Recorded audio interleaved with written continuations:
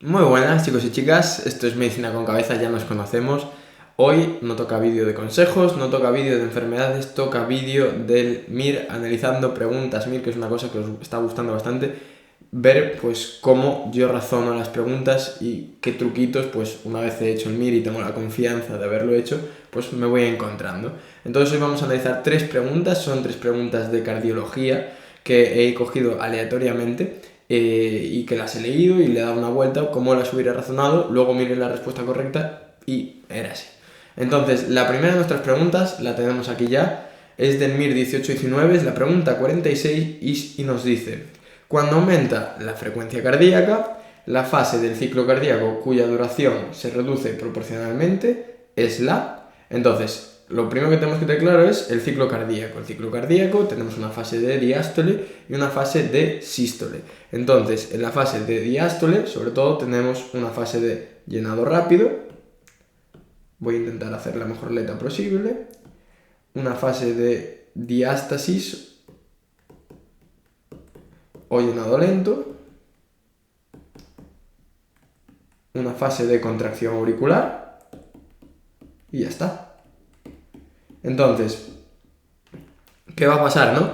Tú tienes la sístole, se bombea toda la sangre, el ventrículo queda, entre comillas, vacío, tiene una presión bajita, se abre la válvula mitral, pongamos que es en el lado izquierdo, se abre la válvula mitral, la aurícula que está llena tiene una presión alta y pasa la sangre de la aurícula al ventrículo por diferencia de presiones. Esto es la fase de llenado rápido. ¿Qué pasa? Luego la presión del ventrículo va aumentando porque le llega la sangre, la presión de la aurícula va bajando, llega a un punto más o menos de equilibrio que sería la diástasis, ¿de acuerdo? Que pasa la sangre pero poquito a poco y ya al final de todo la aurícula tiene que contraerse, tiene que aumentar la presión para así conseguir llenar el ventrículo pues con ese poquito de sangre que le quedaba, ¿no? Esto sería al final de todo, luego se cerraría la válvula mitral y volvemos a la sístole. Entonces, ¿qué pasa? Si aumenta la frecuencia cardíaca, ¿de acuerdo? Alguna de estas fases va a disminuir. Entonces, tenemos fase de sístole auricular, que sería esta, ¿no?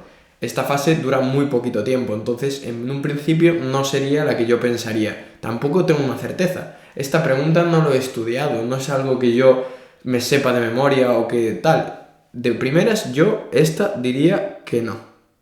Fase de sístole auricular no me parece que sea la más duradera. Yo dudaría entre una de estas dos.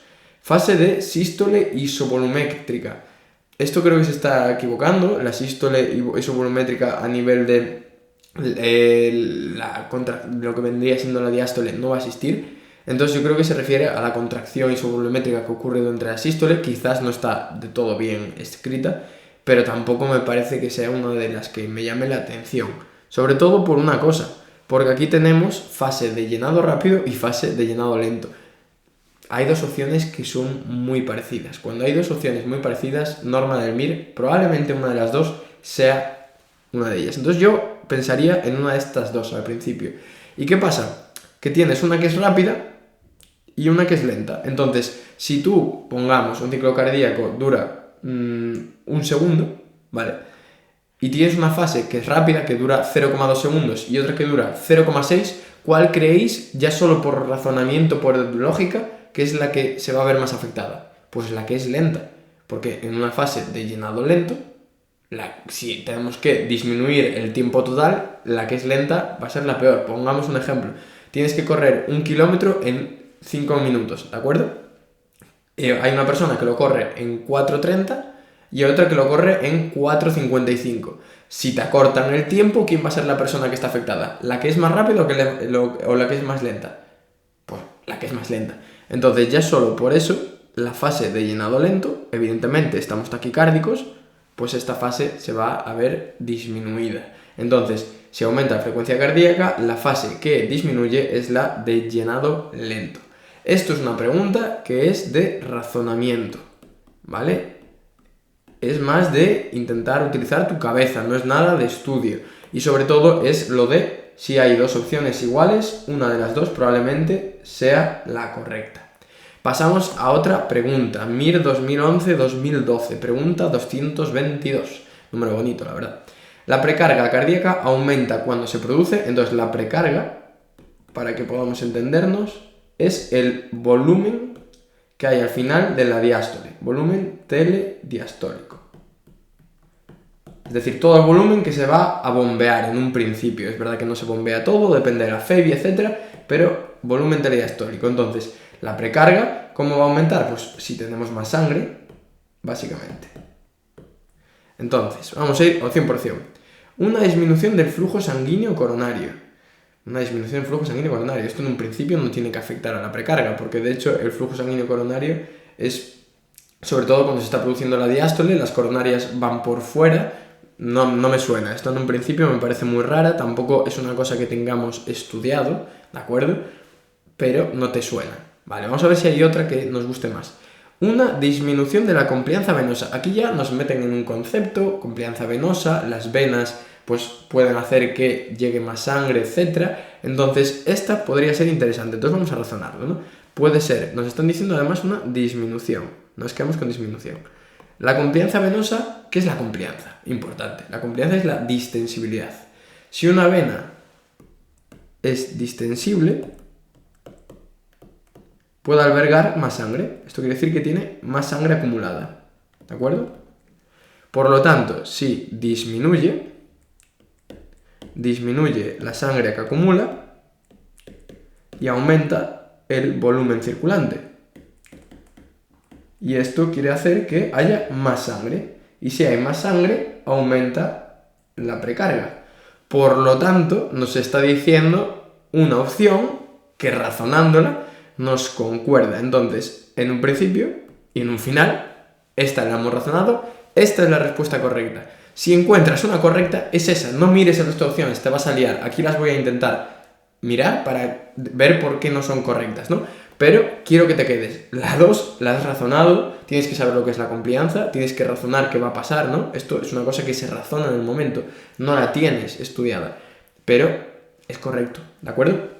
3. Un aumento de la contractilidad miocárdica. La contractilidad y la precarga van por partes diferentes. De todos modos, si aumenta la contractilidad, quiere decir que se va a bombear más sangre, ¿de acuerdo? En un principio, entonces la precarga no se va a afectar o incluso se vería disminuida. Si la contractilidad, por ejemplo, disminuyera, querría decir a lo mejor que se va a quedar más sangre dentro del ventrículo, ¿vale? Y el ventrículo a lo mejor se distiende y podría aumentar la precarga. Pero bueno, contractilidad aquí no tiene nada que ver, entonces esta también la quitamos. Una disminución de la poscarga tampoco tiene nada que ver, incluso bombearíamos más sangre, entonces la precarga tampoco se vería afectada en un principio. Y un aumento de la permeabilidad capilar al revés. Esto disminuiría la precarga porque estaría disminuyendo el volumen circulante, porque el líquido se iría fuera de los vasos. Pues a lo mejor al pulmón, en un edema agudo de pulmón, ascitis, lo que fuera. Entonces esta seguro que no. Por lo tanto, la correcta es que una disminución de la complianza venosa aumentaría la precarga.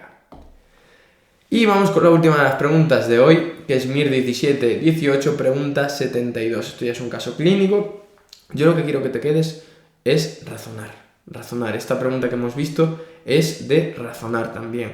No son preguntas que sea de memorística. Voy a hacer alguna de ese estilo o alguna de estudio, ¿no? Que digas, pues esto es esto y esto es esto. Bien. Pero estas son de razonar, son cosas que probablemente no te sepas de memoria y que te vas a poner con miedo en el examen MIR, y ahí lo que tienes que pensar es, vale, he preparado el MIR durante 18 meses, 6 meses, lo que sea. Me he sacado una carrera de medicina, esta pregunta de razonamiento, pues la voy a acertar. Y no vas a tener certeza de que te lo sepas. Esto es una cosa muy importante que a mí me dijeron para el MIR.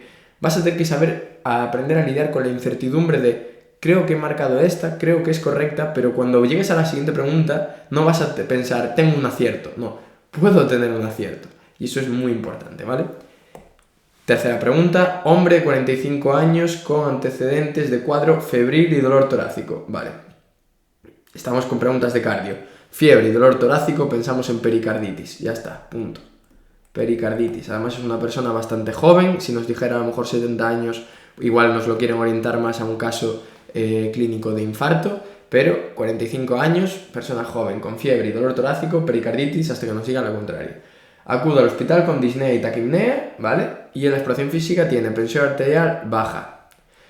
Causas de presión arterial baja, ¿de acuerdo? En un caso clínico que parece que es cardiológico, pues tiene que ser algo que el corazón o está contrayéndose menos, o hay algo que le impide, por un problema suyo, por ejemplo un infarto, o que hay algo desde fuera que esté impidiendo que ese corazón bombee la sangre o que tengamos una hemorragia, ¿de acuerdo? Entonces, presión arterial baja, pues podría ser, por ejemplo, un infarto, podría ser hipovolemia,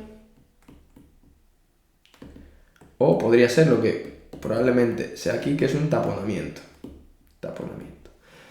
Bien, presión venosa yugular alta, es decir, no hay hipovolemia, ¿vale? Esta la descartamos. Con un seno X descendente prominente. Esto no voy a ponerme a explicar porque es muy complicado. Si queréis que lo haga, me ponéis en comentarios si hago un vídeo sobre el ciclo cardíaco, porque lleva a lo suyo entenderlo, ¿vale? Pero presión venosa yugular alta, es decir, que el corazón no está bombeando la sangre. Como el corazón no bombea la sangre, la presión en las venas aumenta, porque se acumula la sangre. Todo nos está diciendo, junto con una fiebre y dolor torácico, que esta pericarditis probablemente está haciendo un taponamiento, ¿de acuerdo? Todos los datos. No hemos mirado las respuestas, no sé cuáles son las respuestas. Bueno, me las sé porque las he escrito, ¿vale? Pero en un principio ni las he mirado. Y tiene pulso paradójico. Bueno, si te ponen pulso paradójico, esta pregunta, si la fallas, es un pecado. Porque dentro del MIRA hay preguntas fáciles, intermedias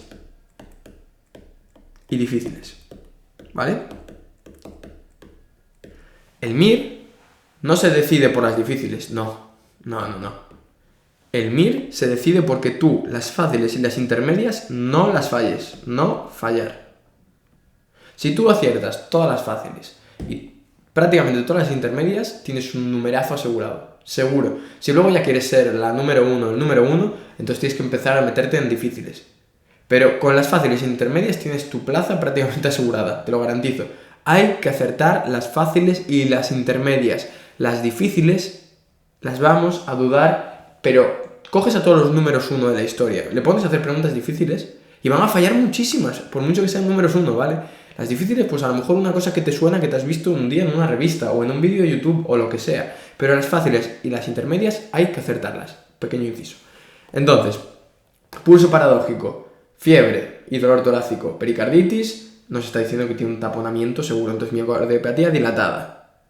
Pues no, porque no nos está diciendo demasiadas cosas que estén con... No nos está diciendo un ecocardiograma, no nos está diciendo datos así que nos orienten a que tenga una fiebre disminuida. Nos ha dicho que tiene fiebre y dolor torácico. Bien, derrame pericárdico con taponamiento cardíaco. Pues ya está, punto. Es lo que sospechábamos, la hemos acertado. Ya está, no busques más. Pericarditis constrictiva. Pues es una de las enfermedades del pericardio con el que se hace el diagnóstico diferencial. Lo que pasa es que aquí pues, nos está diciendo que es un cuadro de fiebre y dolor torácico, es un cuadro bastante agudo, la pericarditis constrictiva suele ser un cuadro más subagudo o crónico, entonces nos orienta más a que sea el taponamiento cardíaco. Cardiopatía isquémica, no. ¿Sabes por qué? Pues porque no nos está diciendo no hay factores de riesgo cardiovascular, que es lo que nos tendrían que decir para sospechar un infarto. Señora de 70 años que lleva fumando desde los 15 y que tiene obesidad. Bueno, nos está dando datos para que pensemos en cardiopatía isquémica. No nos está diciendo dolor torácico, pero con fiebre. Eso no es típico, no es un dolor torácico típico. Y además se están enfocando muchísimo en la hemodinámica, ¿no? Nos están diciendo que hemodinámicamente está inestable. Entonces, pues a lo mejor es un infarto de ventrículo derecho, pero es que nos están dando todos los datos posibles para que pensemos en que no lo es. Joven, fiebre y dolor torácico. Entonces, este cuadro, este caso clínico, es un caso clínico de entender los datos que nos está diciendo y ver hacia dónde quiere que vayamos. Tenemos que tener muy clara la dirección del caso clínico. Es decir, los casos clínicos, la persona que los pone los orienta de alguna forma, ¿no? Tiene que ponerte suficientes datos como para que tú, como estudiante futuro médico, sepas lo que él quiere preguntarte o lo que ella quiere preguntarte. Entonces, te está dando todos los datos para que la dirección que tomes no sea hacia allí, sino que sea hacia allí. Es decir, que no vaya hacia infarto, sino que vaya hacia cuadro de taponamiento cardíaco. Y eso es lo que quiero que tengáis claro, que hay que hacer bien en los casos clínicos, que es orientarlos. Porque si los orientas, como en este caso, pues ya vas a descartar muchas cosas. Aquí, por ejemplo, nos quedaríamos con la 2 y la 3. Es un cuadro que nos está orientando a pericardio, enfermedad del pericardio. Y lo que tienes que luego saber con un estudio es pues que con los datos, el pulso paradójico y todo eso, te orienta más a taponamiento cardíaco que a pericarditis constrictiva. Dadle amor a este vídeo, suscribíos al canal y el canal también de YouTube y al podcast, perdón, y así me haréis muy feliz para nuevo contenido.